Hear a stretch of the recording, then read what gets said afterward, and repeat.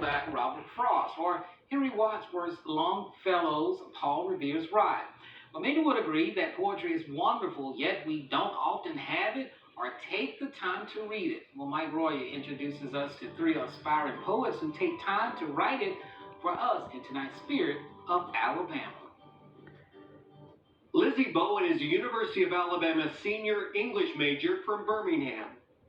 I think poetry is important because it's good for the mind and soul, and it's important to create and express yourself.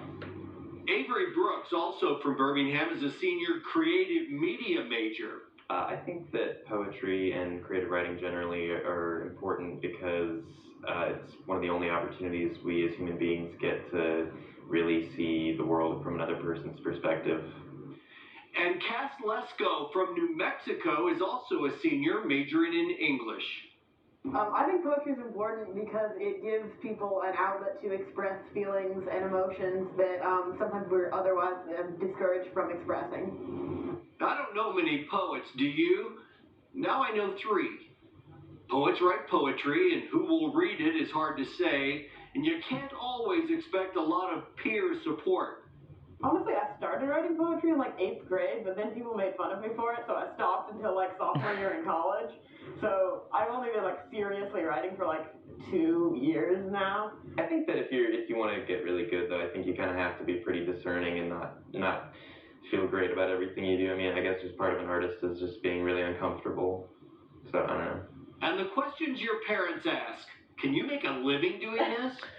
It's possible, definitely difficult, very difficult, more difficult than anyone wants to say, but I think it's something you're really passionate about pursuing. It is the most important thing.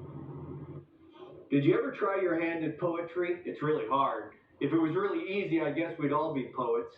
The University of Alabama has some 4,000 books of poetry, and every one of these poets, every one of them, had to start somewhere.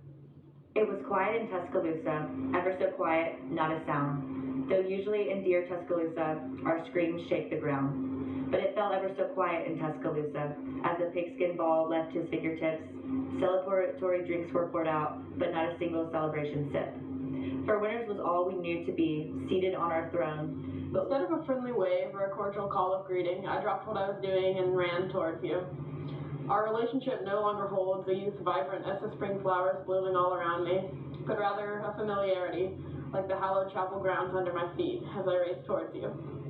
In days past, the pursuit of the unfamiliar clouded over my mind as I turned away from hallowed familiarity. I spend my days driving up and down the same 50-mile stretch of road. I must have driven it 100 times by now. I memorize every billboard, every exit sign, every tree. My memory is a series of blank evenings, places without people, bodies without organs. I abandon my blood at the edge of the highway with the first sign of nightfall. Our three poets don't know where their poetry will take them, but the good news is they're at the age where they don't have to know. There's tomorrow and the next day and next year to figure that out. That's the Spirit of Alabama. Mike Royer, WVUA 23 News. Now, if you have a story